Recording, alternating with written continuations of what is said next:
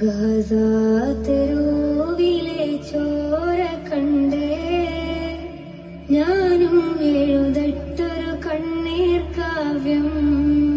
പിഞ്ചോമന മക്കളെ ചോരക്കായി ദാഹിച്ചലയുന്ന ചെന്നായ്ക്കൂട്ടം.